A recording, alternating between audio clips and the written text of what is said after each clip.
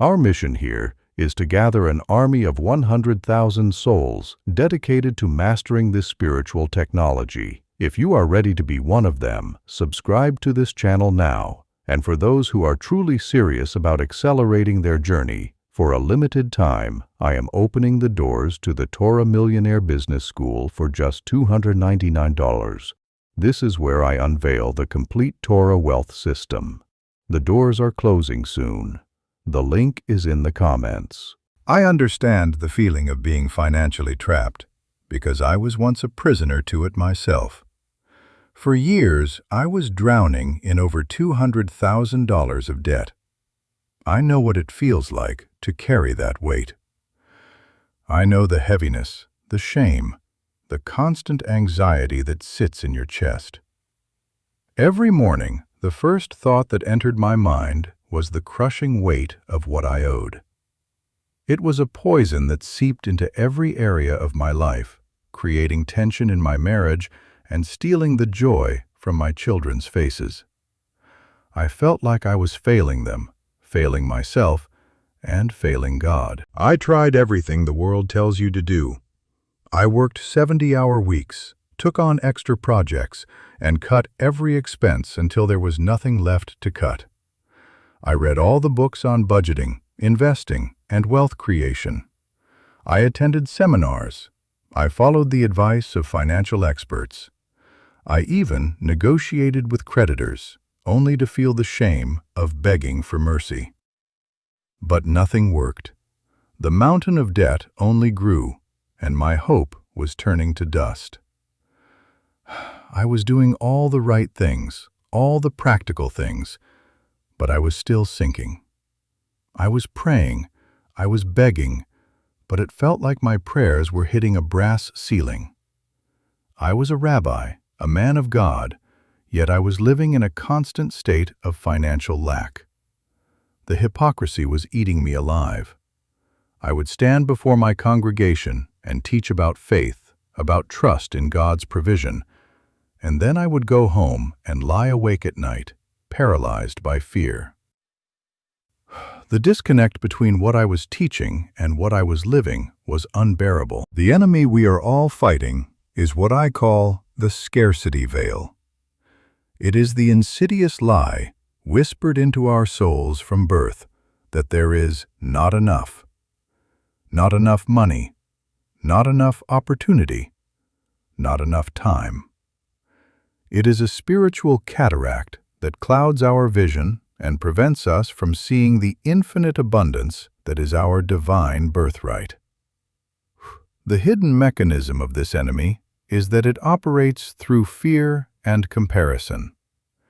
It forces you to look at what others have and feel your own lack, creating a spiritual blockage that repels the very wealth you seek. It convinces you that you are separate from God, that you are alone in your struggle, and that your value is determined by your bank account. This is the great illusion. It is the spiritual poison that keeps good, hard-working people trapped in a cycle of debt and anxiety. The cost of surrendering to this enemy is a life of quiet desperation, a slow erosion of your dreams, and the tragic reality of arriving at the end of your days with your truest potential still locked inside you. It is the silent killer of destiny. But today, we are going to tear down that veil. We are going to expose the lie, and we are going to replace it with a truth so powerful it will shatter your financial reality. For centuries, we have been taught to pray for money. We have been taught to beg God for sustenance, to plead for a miracle. But this is a fundamental misunderstanding of how the universe operates. The Torah does not teach us to beg for wealth. It teaches us to create it. The secret is found in the book of Deuteronomy, chapter 8, verse 18, and it says, "And you shall remember the Lord your God, for it is He who gives you the power to get wealth, Now, on the surface, this seems straightforward. Thank God for your success. But the secret, the spiritual technology, is hidden in the original Hebrew. The word for power here is coach, but coach does not just mean physical strength or ability. In its deeper Kabbalistic sense, it means the power to create, the inherent generative force of the universe. It is the same power God used to create the heavens and the earth. The verse is not saying God gives you a winning lottery ticket. It is saying God has placed within you the very engine of creation itself. But the real secret is in the last word, the word for wealth, which is chayil. In modern Hebrew, chayil can mean a soldier or strength.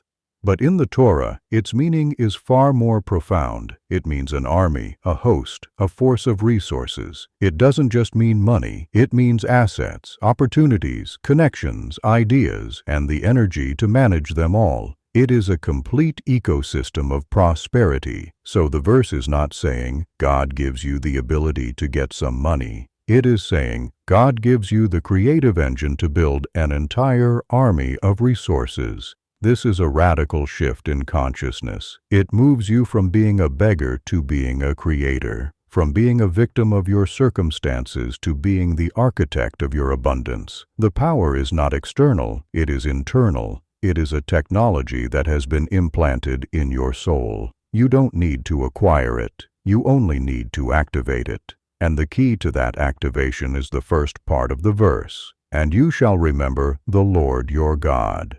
To remember in this context doesn't mean to simply recall. The Hebrew word is v'zacharta. It means to be mindful, to connect, to align your consciousness with the divine source of that power. When you align your consciousness with God, you activate the coach, the creative engine, and the chayil, the army of resources, is the natural result. That night, after studying this verse for the 100th time, I made a decision. I would no longer be a victim to the scarcity veil. I would no longer see myself as a man in debt, but as a man who possessed the divine engine of creation.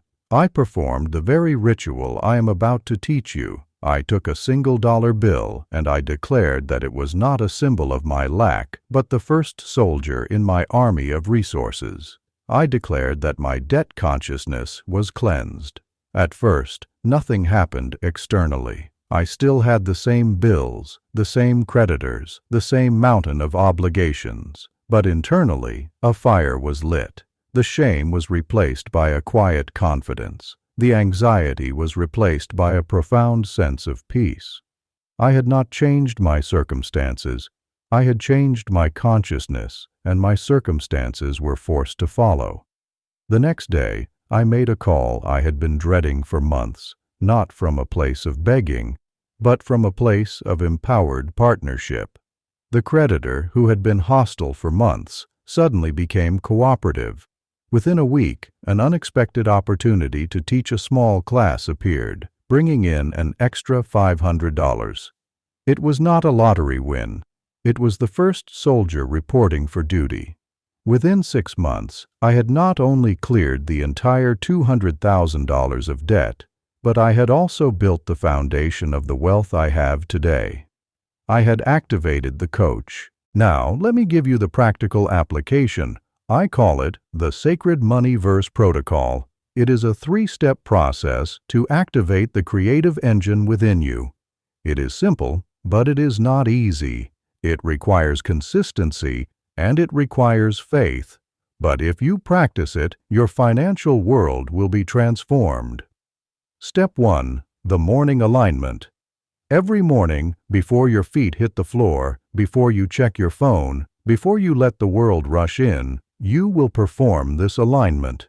You will take a single coin or a single bill in your hand. You will close your eyes, and you will say out loud, "I remember the Lord my God, for it is He who gives me the coach, the creative power to build my chayil, my army of resources." You will feel the truth of this statement. This is not positive thinking. This is a realignment of your spiritual DNA. You are reminding your soul of its inherent power. You are activating the engine. The reason this must be done first thing in the morning is because your consciousness is most malleable in those first moments after waking. You are setting the frequency for your entire day. You are declaring your identity before the world has a chance to tell you who you are. Step 2.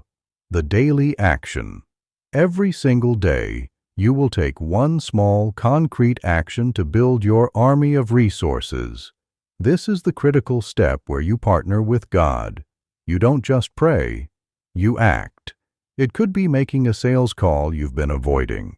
It could be spending 30 minutes learning a new skill. It could be researching a new investment. It could be reaching out to a potential mentor. The size of the action does not matter. The consistency of the action is everything. This action is your physical declaration to the universe that you are ready to receive. It is the proof of your faith. It is you building your army, one soldier at a time. Step 3. The evening gratitude. Before you sleep, you will write down one thing you are grateful for that day related to your finances. It could be the dollar you found on the street. It could be the new idea that came to you. It could be the fact that you had enough food to eat. Gratitude is the frequency of abundance. When you express gratitude for what you have, you are telling God that you are a responsible steward of His blessings, and you are creating the spiritual vessel to receive even more. This practice shifts your focus from what you lack to what you have, and what you focus on expands. It is a spiritual law. Now, let me tell you about a student of mine, David. David was a graphic designer, a brilliant artist, but he was struggling to make ends meet. He was earning just $3,000 a month, barely enough to cover his rent and student loans. He was filled with anxiety and felt like a failure. He implemented this protocol. For 30 days, he did the alignment. He took one action every day to market his business, and he practiced gratitude every night. On the 15th day, he landed a small project for $500. On the 27th day, that client referred him to a larger company. Within 90 days, he had secured a retainer contract worth $10,000 a month. He didn't win the lottery. He activated his coach. Then there is Sarah, a single mother who was working a dead-end job, buried in credit card debt. She felt hopeless. She started the protocol. Her daily action was simply to spend 20 minutes each day learning about online marketing. It seemed insignificant, but after 2 months, she had an idea for a small online store selling handmade jewelry. She built it. It started slow, but she was consistent. She kept aligning, acting, and being grateful. Within a year, that business was generating $15,000 a month, and she was able to quit her job and be fully present for her children. She built her child.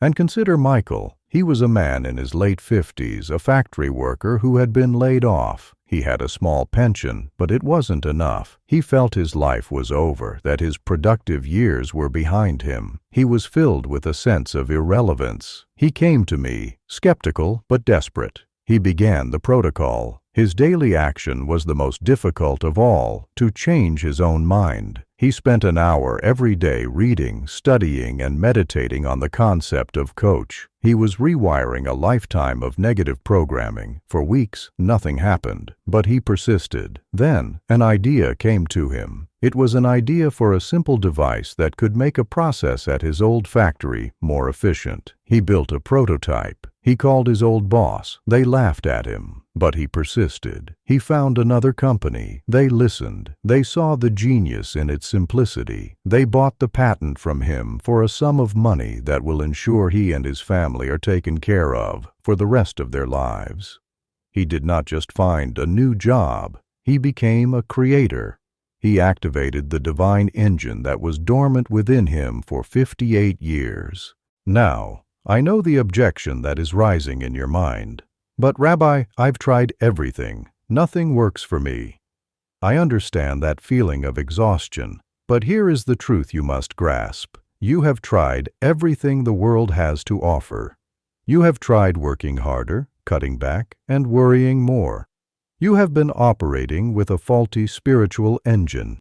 The sacred money verse protocol is not another worldly strategy. It is a divine technology. It works on a different level. It is not about changing what you do. It is about changing who you are. It is about shifting your identity from someone who is lacking to someone who is a creator, a partner with God. Another objection you might have is the feeling that wanting money is somehow unspiritual, that it is greedy or selfish. This is one of the most destructive lies of the scarcity veil. The Hebrew word for money, kesef, is rooted in a word that means to long for or to desire. Your desire for abundance is not a character flaw. It is a divine signal. It is your soul longing to express its creative power more fully. God does not want you to be poor. Poverty does not serve the light. When you have an army of resources, a chayil, you can be a greater force for good in the world. You can support your family, your community, and the causes you believe in. Abundance is not the opposite of spirituality. It is the result of it. So here is my challenge to you. For the next 21 days, you will commit to the Sacred Money Verse Protocol, not 20 days. 21. It takes 21 days to break a habit and form a new one. For 21 days, you will suspend your disbelief.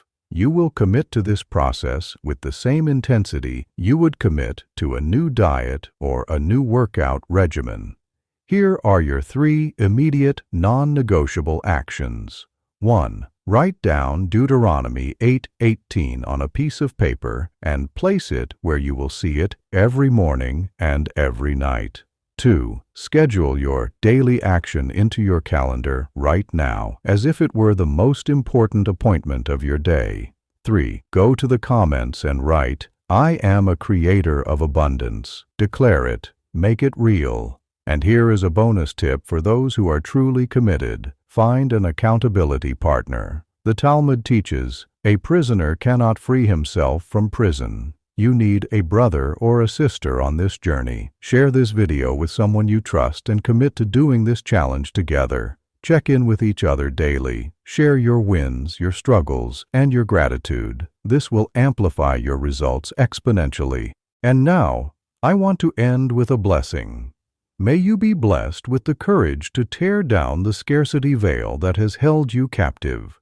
May you be blessed with the wisdom to apply this sacred technology and to see yourself not as a beggar, but as a divine creator. And may you be blessed with the faith to know that the abundance of the universe is not something you have to chase, but something that you are designed to command. May you remember your power, and in remembering, build the army of resources that will allow you to fulfill your greatest destiny.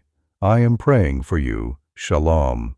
This verse, Deuteronomy 8:18, is not just a suggestion or a nice idea. It is a divine command, a spiritual law that governs the flow of abundance in the universe. When you understand this law and align yourself with it, you are not asking for a favor from God. You are activating a system that has been in place since the beginning of time. The Kabbalists teach that every word in the Torah contains layers of meaning, and this verse is no exception. It is a key, a code, a formula for unlocking the gates of prosperity. And now, you hold that key in your hands.